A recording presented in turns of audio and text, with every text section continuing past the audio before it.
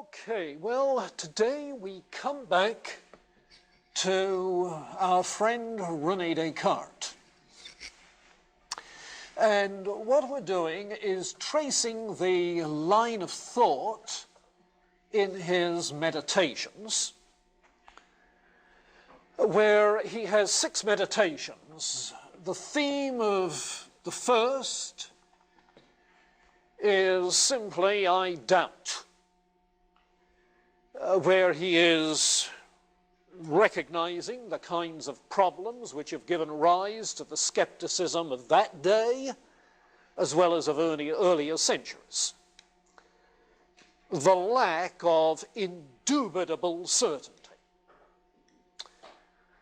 And that leads him in meditation 2 to draw the inference, I doubt, therefore I exist.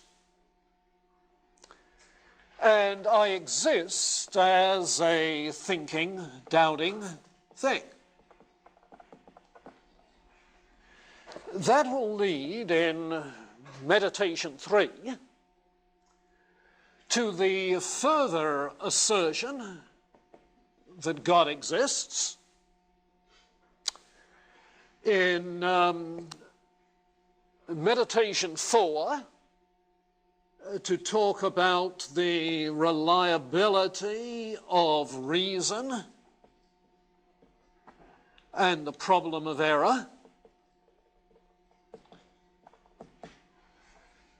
Human reason becomes reliable because it's the exercise of God-made faculties. God doesn't deceive. But that leaves us with the problem of how you account for error. It's like the problem of evil in relationship to good.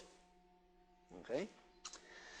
Then in meditation 5, he speaks more about the existence of God, but his overall concern is with necessary truth regarding material things, material bodies. And then in meditation 6, certain contingent truths about material existence. So that's the lay of the land. And there's a continuity of thought, as you would expect in the light of what we were saying last time, that his method is that of a deductive system. So what he's trying to do is to establish initial axioms, and then by means of a series of proofs to draw one conclusion after another.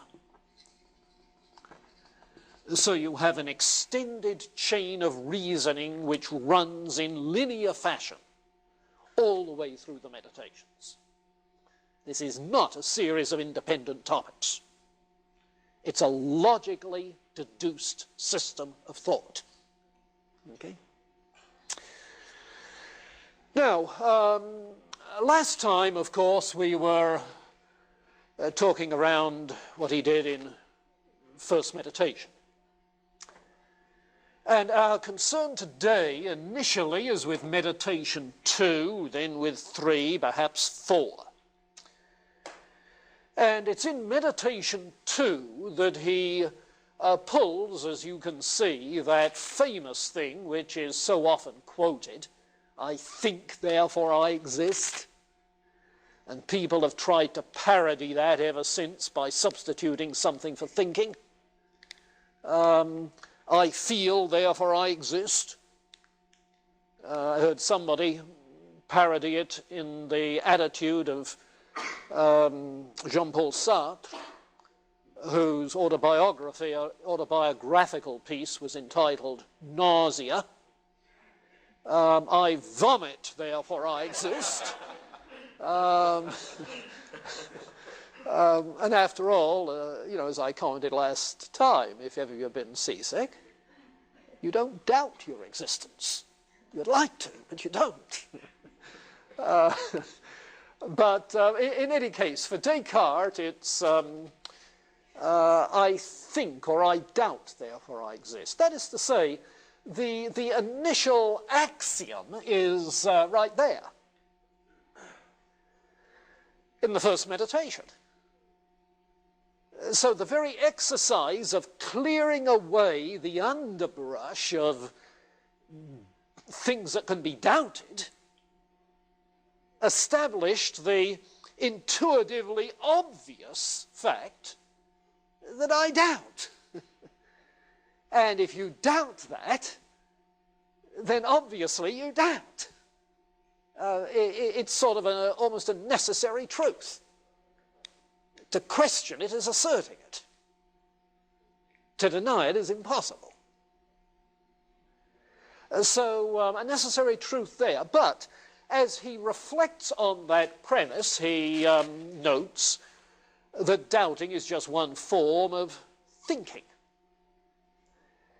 And so what he's doing is saying, I think, therefore I exist. So instead of dubito, it's now cogito, ergo sum. I think, therefore I exist. But the significant thing for the moment is the scope of what he includes within the cogito, within the simple statement, I think. It includes doubting, perceiving, imagining, affirming and denying. In fact, any kind of conscious state and conscious activity of the consciousness. If you have the impression, as I run across people who do all the time, that when he says, I think, therefore I exist, he's talking of cold intellectual activity, you just haven't read closely enough. Because he's including conscious feelings, acts of the will, like affirming and denying. You see. So he's not thinking of intellect as separate from emotion, intellect as separate from will. To say, I think, therefore I exist, is like saying, I'm conscious, therefore I exist. One other observation, that among the things which he includes within thinking are both contents of consciousness and acts of consciousness. Get the distinction, it becomes important. A content of consciousness is what he normally calls an idea or an image, perhaps a concept or a notion. It's what you're thinking. Sometimes he calls it the object of thought, where the objects of thought are in the consciousness, ideas and so forth. But it includes as well acts of consciousness, the act of thinking. And of course you're conscious of thinking when you pause to reflect. The act of affirming, the act of denying, the act of doubting, the act of wishing, the act of hoping. You see? So that when he says, I think, therefore I exist, he's not saying I have ideas and there must be something having ideas, or there must be some repository for ideas, namely in a mind. No, he's not just saying that.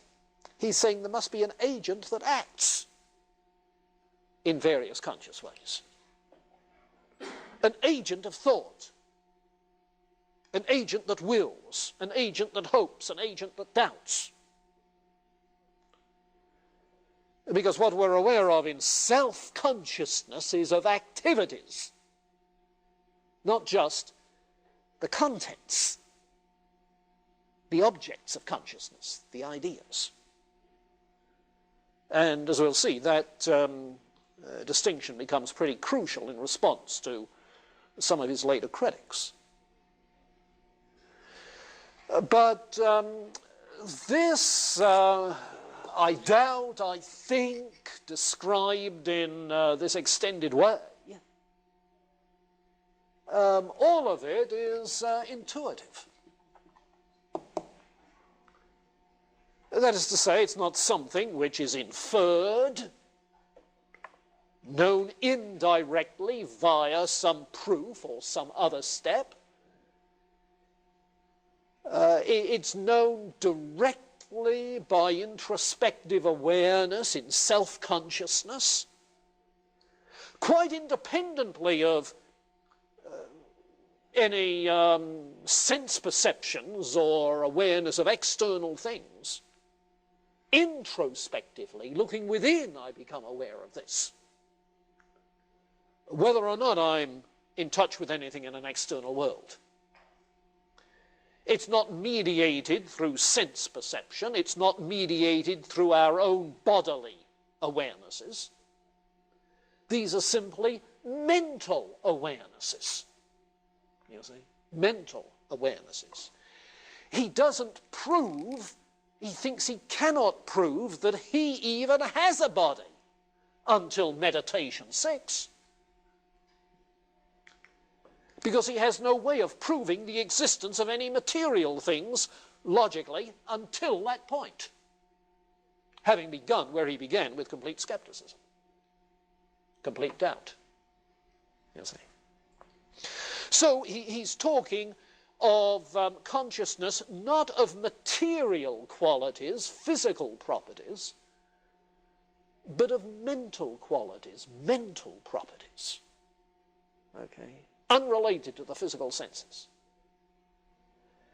That's the point, I think, of his illustration about the wax. And if you don't sparkle in your eyes in recognition, it's only because you haven't read it. But he talks about a cake of wax, the physical properties of which change when it's heated. Yeah, it melts, becomes soft, perhaps liquid. It changes color, changes shape, so on and so forth. So that the physical properties are transient and relative. Yet for all of the changeableness of the physical properties of a piece of wax, the idea of wax as wax is a mental concept, you see. Not tied necessarily to unchanging, not tied necessarily to changing qualities. You think about the unchanging nature of wax that has changing qualities, you see.